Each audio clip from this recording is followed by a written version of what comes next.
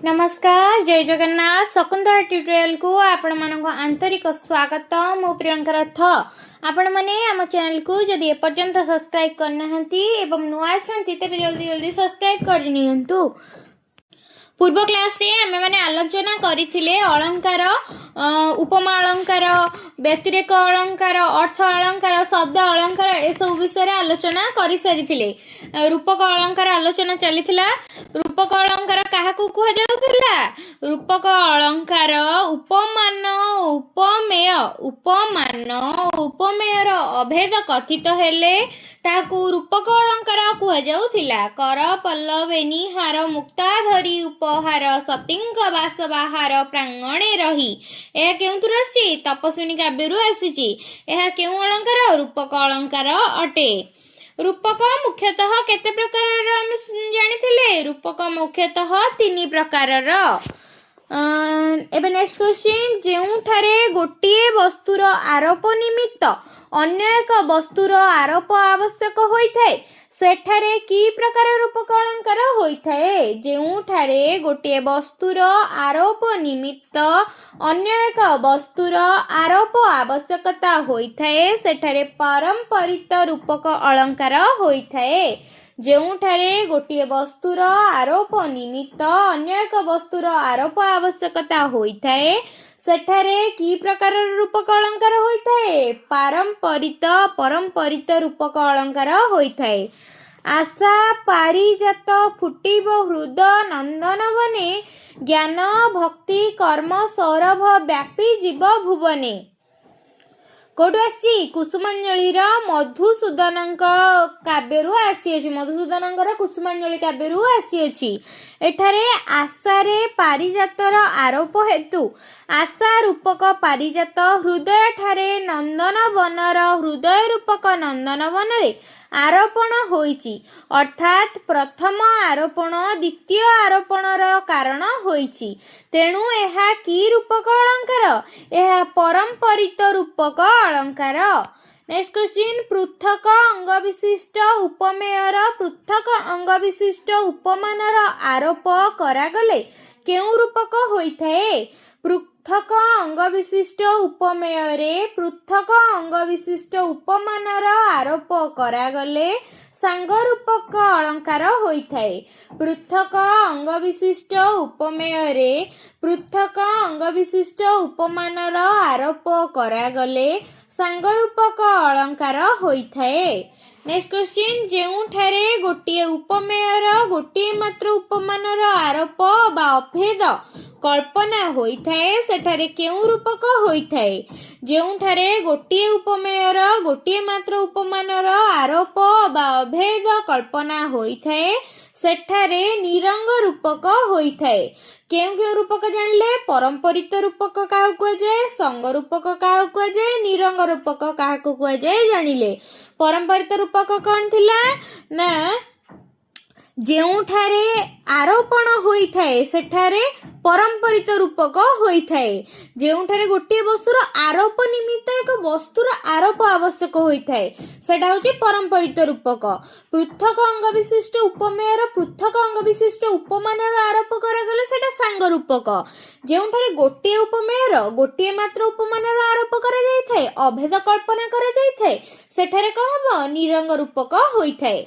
Next question देखिबा, प्रकृत वस्तुर अप्रकृत पदार्थर तर्कण करागले केउ अलंकार होइथाय? प्रकृत वस्तुर अप्रकृत पदार्थर तर्कण करागले उत्प्रेक्ष्य अलंकार होइथाय। प्रकृत वस्तुरे अप्रकृत पदार्थर तर्कण करागले केउ अलंकार होइथाय? प्रकृत वस्तुरे अप्रकृत वस्तुर पदार्थर तर्कण करागले उत्प्रेक्ष्य अलंकार होइथाय। नेक्स्ट क्वेश्चन, जेउठारे उपमान ठारू उपमेयर आधिक्य कथित होइथाय सेठारे की अलंकार होइथाय? ଯେଉଁଠାରେ ଉପମାନ ଠାରୁ ଉପମେୟର ଆଧିକ୍ୟ କଥିତ ହୋଇଥାଏ ସେଠାରେ ବ୍ୟତିରେକ ଅଳଙ୍କାର ହୋଇଥାଏ। ଯେଉଁଠାରେ ଉପମାନ ଠାରୁ ଉପମେୟର ଆଧିକ୍ୟ କଥିତ ହୋଇଥାଏ ସେଠାରେ କେଉଁ ଅଳଙ୍କାର ହୋଇଥାଏ? ଯେଉଁଠାରେ ଉପମାନ ଠାରୁ ଉପମେୟର ଆଧିକ୍ୟ କଥିତ ହୋଇଥାଏ ସେଠାରେ ବ୍ୟତିରେକ ଅଳଙ୍କାର ହୋଇଥାଏ।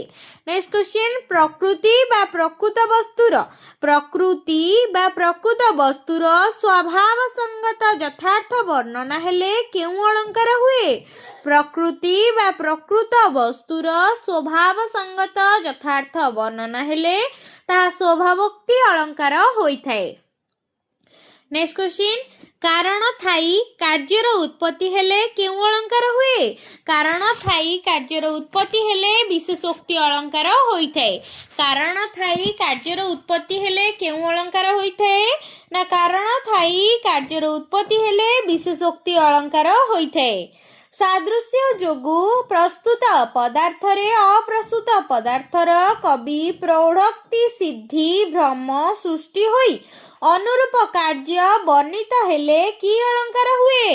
ସାଦୃଶ୍ୟ ଯୋଗୁଁ ପ୍ରସ୍ତୁତ ପଦାର୍ଥରେ ଅପ୍ରସ୍ତୁତ ପଦାର୍ଥର କବି ପ୍ରୌଢ଼ୋକ୍ତି ସିଦ୍ଧି ଭ୍ରମ ସୃଷ୍ଟି ହୋଇ ଅନୁରୂପ କାର୍ଯ୍ୟ ବର୍ଣ୍ଣିତ ହେଲେ ଏହା ଭ୍ରାନ୍ତିମାନ ଅଳଙ୍କାର ହୋଇଥାଏ। କାରଣ ବିନା କାର୍ଯ୍ୟର ଉତ୍ପତ୍ତି ବର୍ଣ୍ଣିତ ହେଲେ କେଉଁ ଅଳଙ୍କାର ହୋଇଥାଏ? କାରଣ ବିନା କାର୍ଯ୍ୟର ଉତ୍ପତ୍ତି ହେଲେ ବିଭାବନା ଅଳଙ୍କାର ହୋଇଥାଏ। କାରଣ ବିନା କାର୍ଯ୍ୟର ଉତ୍ପତ୍ତି ହେଲେ କେଉଁ ଅଳଙ୍କାର ହୋଇଥାଏ? ନା କାରଣ ବିନା କାର୍ଯ୍ୟର ଉତ୍ପତ୍ତି ହେଲେ ବିଭାବନା ଅଳଙ୍କାର ହୋଇଥାଏ। ଗୋଟିଏ ତଥ୍ୟକୁ ଅନ୍ୟ ଏକ ତଥ୍ୟ ଦ୍ୱାରା ସମର୍ଥନ କରାଗଲେ ବା ବିଶେଷ ପଦାର୍ଥ ଦ୍ୱାରା ସାମାନ୍ୟ ପଦାର୍ଥର ସମର୍ଥନ କେଉଁ ଅଳଙ୍କାର ହୋଇଥାଏ? ଗୋଟିଏ ତଥ୍ୟକୁ ଅନ୍ୟ ଏକ ତଥ୍ୟ ଦ୍ୱାରା ସମର୍ଥନ କରାଗଲେ ବା ବିଶେଷ ପଦାର୍ଥ ଦ୍ୱାରା ସାମାନ୍ୟ ପଦାର୍ଥର ସମର୍ଥନ କରାଗଲେ ଅର୍ଥାନ୍ତର ନ୍ୟାସ ଅଳଙ୍କାର ହୋଇଥାଏ। ଗୋଟିଏ ତଥ୍ୟକୁ ଅନ୍ୟ ଏକ ତଥ୍ୟ ଦ୍ୱାରା ସମର୍ଥନ କରାଗଲେ ବା ବିଶେଷ ପଦାର୍ଥ ଦ୍ୱାରା ସାମାନ୍ୟ ପଦାର୍ଥର ସମର୍ଥନ କରାଗଲେ ଅର୍ଥାନ୍ତର ନ୍ୟାସ ଅଳଙ୍କାର ହୋଇଥାଏ। ନେକ୍ସଟ କ୍ୱେଶ୍ଚିନ୍, ପ୍ରକୃତ ବସ୍ତୁ ଅର୍ଥାତ୍ ଉପମେୟକୁ ଅସ୍ୱୀକାର କରାଯାଇ ଅପ୍ରକୃତ ବସ୍ତୁ ଅର୍ଥାତ୍ ଉପମାନକୁ ପ୍ରତିଷ୍ଠା କରାଗଲେ କି ଅଳଙ୍କାର ହୁଏ? ନା ପ୍ରକୃତ ବସ୍ତୁ ଅର୍ଥାତ୍ ଉପମେୟକୁ ଅସ୍ୱୀକାର କରାଯାଇ ଅପ୍ରକୃତ ବସ୍ତୁ ବା ଅର୍ଥାତ୍ ଉପମାନକୁ ପ୍ରତିଷ୍ଠା କରାଗଲେ ଅପସ୍ମୃତି ଅଳଙ୍କାର ହୋଇଥାଏ। ନେକ୍ସଟ କ୍ୱେଶ୍ଚିନ୍, ଯେଉଁଠି ଗୋଟିଏ ପଦାର୍ଥ ଉଭୟ ଉପମେୟ ଓ ଉପମାନ ରୂପେ କଳ୍ପିତ ହୋଇଥାଏ ସେଠାରେ କେଉଁ ଅଳଙ୍କାର ହୋଇଥାଏ? ଯେଉଁଠାରେ ଗୋଟିଏ ପଦାର୍ଥ ଉଭୟ ଉପମେୟ ଓ ଉପମାନ ରୂପେ କଳ୍ପିତ ହୋଇଥାଏ ସେଠାରେ ଅନନ୍ୱୟ ଅଳଙ୍କାର ହୋଇଥାଏ। ଯେଉଁଠାରେ ଗୋଟିଏ ପଦାର୍ଥ ଉଭୟ ଉପମେୟ ଓ ଉପମାନ ଦ୍ୱାରା କଳ୍ପିତ ହୋଇଥାଏ ସେଠାରେ ଅନନ୍ୱୟ ଅଳଙ୍କାର ହୋଇଥାଏ। ନିନ୍ଦା ଛଳରେ ସ୍ତୁତି ବା ସ୍ତୁତି ଛଳରେ ନିନ୍ଦା କରାଗଲେ କେଉଁ ଅଳଙ୍କାର ହୁଏ? ନିନ୍ଦା ଛଳରେ ସ୍ତୁତି ଓ ସ୍ତୁତି ଛଳରେ ନିନ୍ଦା କରାଗଲେ ବାଚସ୍ତୁତି ହୋଇଥାଏ। ଭଗ୍ନ ଅଟୁ ଆହା ସଲିଳ ଯେସନ ବହି ଯାଉଅଛି ଆୟୁ ପ୍ରତିକ୍ଷଣ କେଉଁଥିରୁ ଆସିଛି? ଦରବାର କାବ୍ୟରୁ। କାହାର? ରାଧାନାଥ ରାୟଙ୍କର। ଏହା କେଉଁ ଅଳଙ୍କାର? ଏହା ଉପମା ଅଳଙ୍କାର।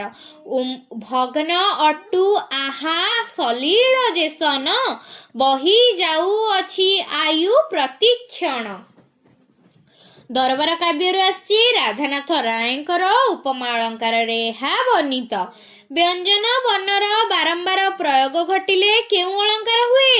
ବ୍ୟଞ୍ଜନ ବର୍ଣ୍ଣର ବାରମ୍ବାର ପ୍ରୟୋଗ ଘଟିଲେ ଅନୁପ୍ରାସ ଅଳଙ୍କାର ହୋଇଥାଏ। ବ୍ୟଞ୍ଜନ ବର୍ଣ୍ଣର ବାରମ୍ବାର ପ୍ରୟୋଗ ଘଟିଲେ କେଉଁ ଅଳଙ୍କାର ହୋଇଥାଏ? ବ୍ୟଞ୍ଜନ ବର୍ଣ୍ଣର ବାରମ୍ବାର ପ୍ରୟୋଗ ଘଟିଲେ ଅନୁପ୍ରାସ ଅଳଙ୍କାର ହୋଇଥାଏ। ଅଳଙ୍କାରର ଧର୍ମ କ'ଣ? ସାହିତ୍ୟର ଶୋଭା ବିଧାୟକ ହେଉଛି ଅଳଙ୍କାର। ତେଣୁକରି ଅଳଙ୍କାରର ଧର୍ମ ହେଲା ସାହିତ୍ୟର ଶୋଭା ବର୍ଦ୍ଧନ କରିବା ବା ସାହିତ୍ୟର ଶୋଭା ବୃଦ୍ଧି କରିବା। ଅଳଙ୍କାରର ଧର୍ମ କ'ଣ? ସାହିତ୍ୟର ଶୋଭା ବିଧାୟକ। ନେକ୍ସଟ କ୍ୱେଶ୍ଚିନ୍, ସାହିତ୍ୟରେ ଶବ୍ଦର ଚମତ୍କାରିତା ପ୍ରତିପାଦନ କରିବା କେଉଁ ଅଳଙ୍କାରର ଲକ୍ଷ୍ୟ?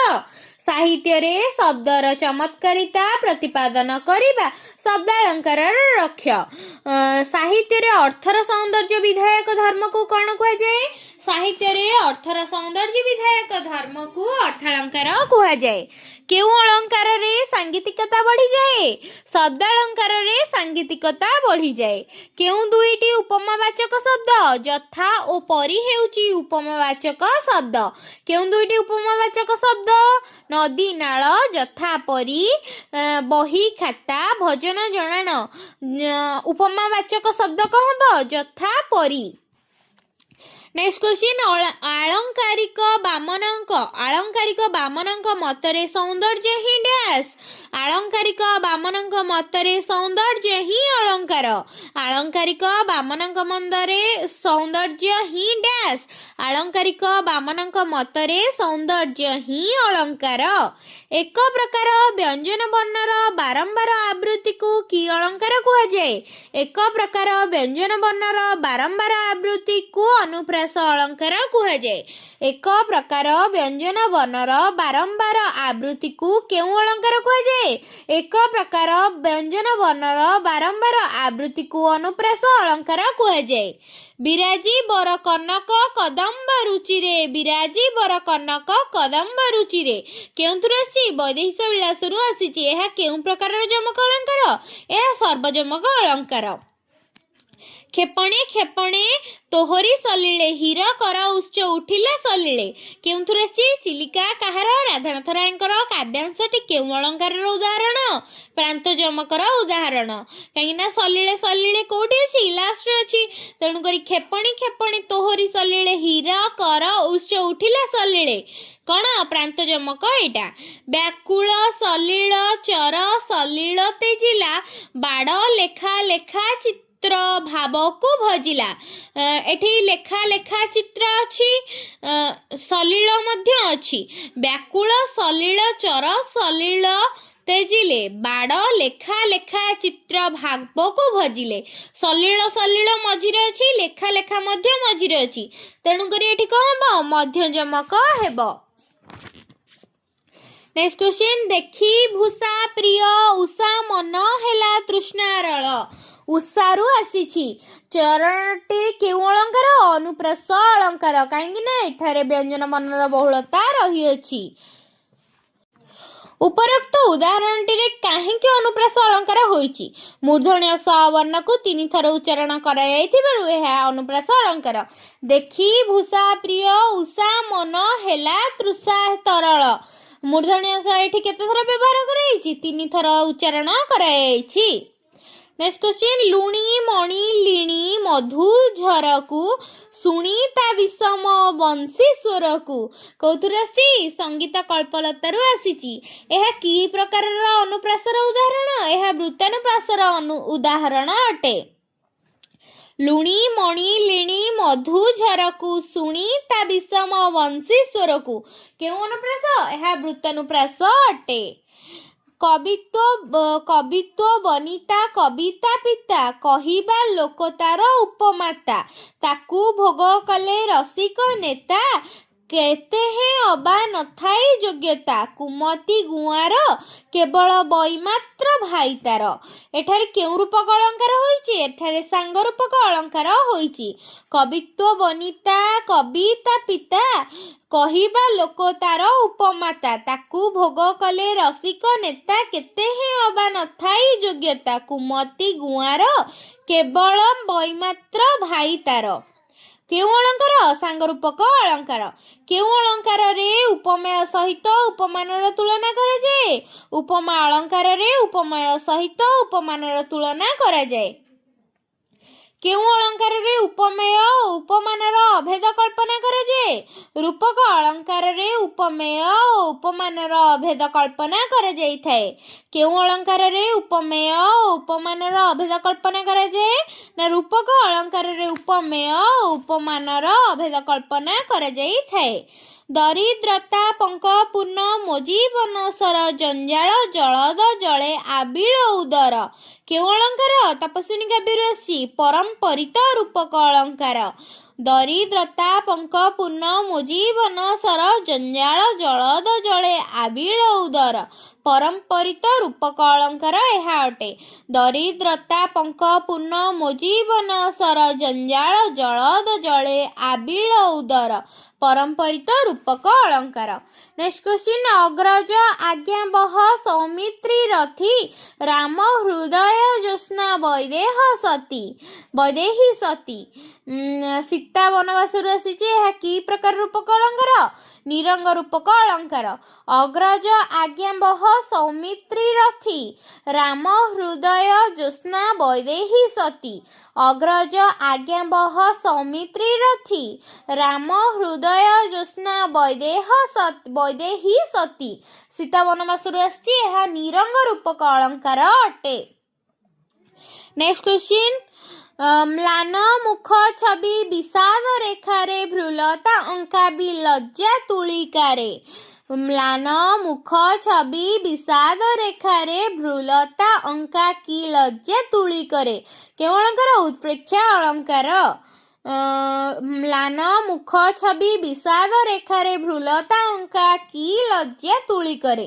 ନୀଳିମାର ବାମ ଚାରୁ କେଶ ପାଶ ତାନୀଳ ବିଚିକି କଲା ଉପହାସ।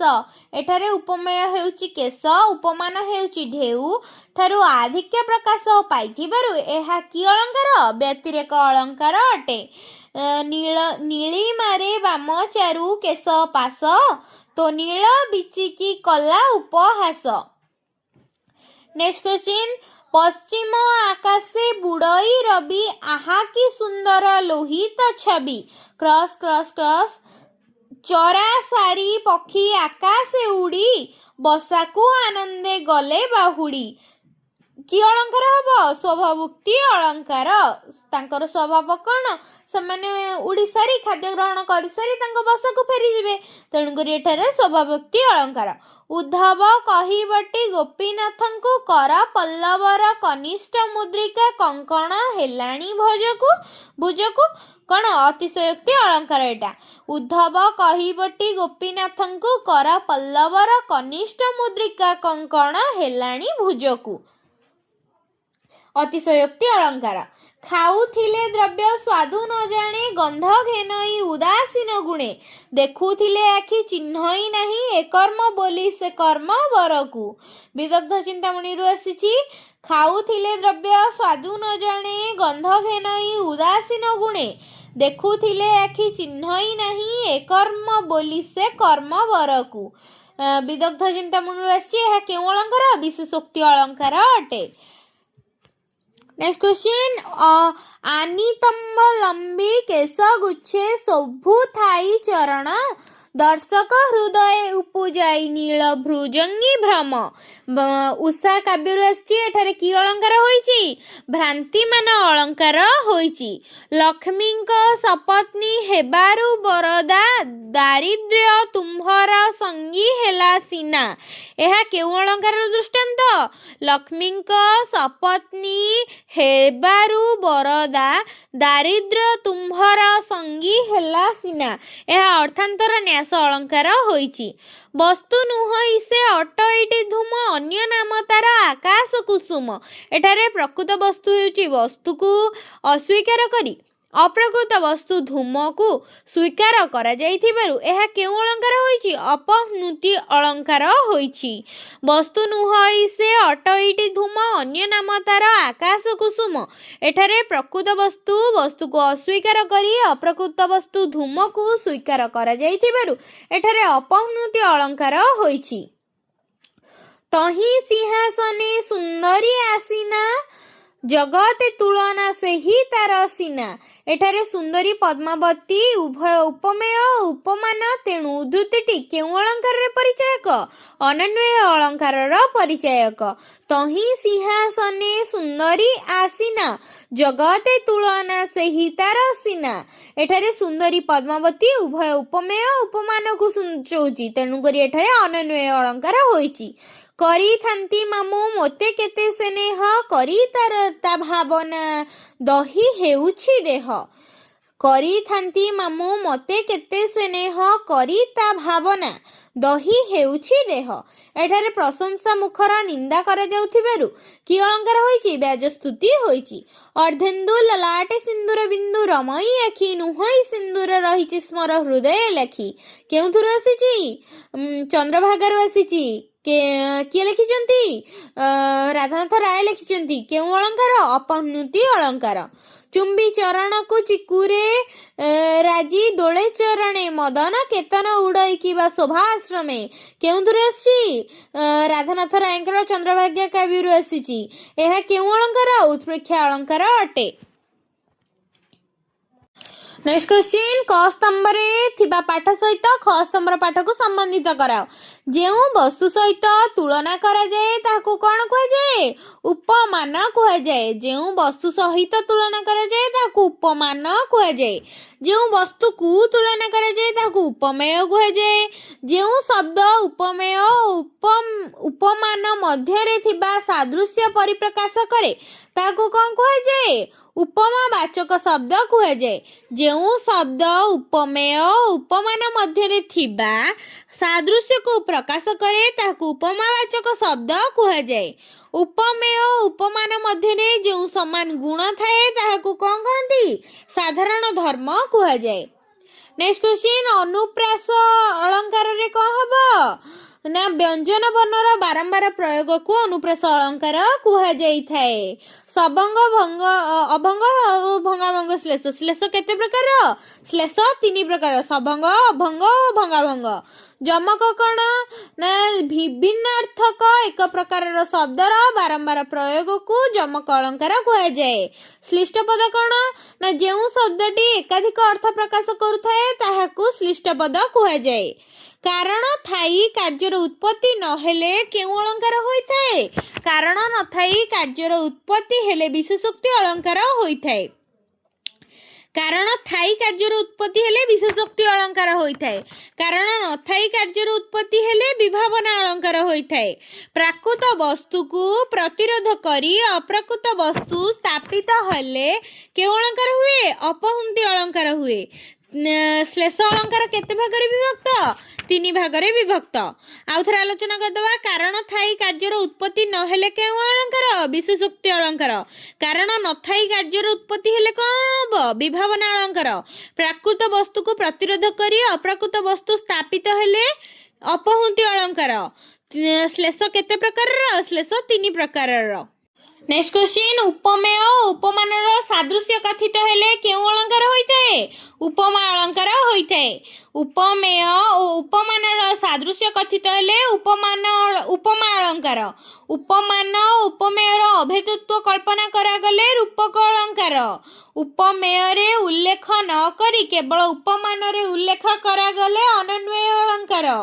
ଉପମେୟ ମଧ୍ୟ ଉପମାନ ହେଲେ ଅତିଶୟୋକ୍ତି ଅଳଙ୍କାର। କ'ଣ ହବ? ନା ଉପମେୟ ଓ ଉପମାନର ସାଦୃଶ୍ୟ କଥିତ ହେଲେ ଉପମା ଅଳଙ୍କାର ହୋଇଥାଏ।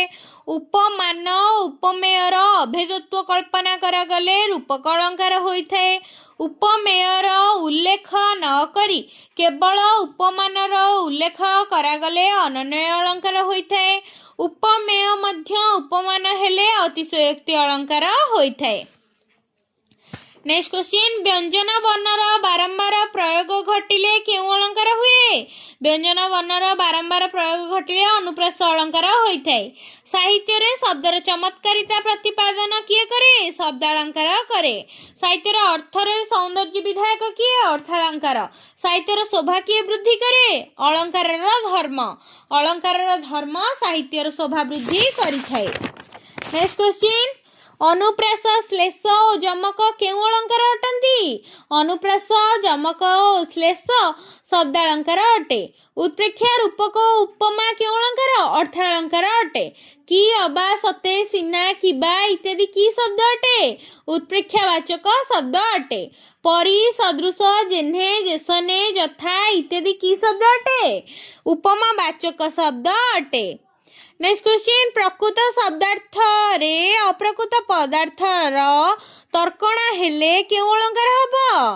उत्प्रेक्षा अलंकार हेब प्रकृत शब्दार्थ रे प्रकृत पदार्थर तर्कणा करागले उत्प्रेक्षा अलंकार होइथाय।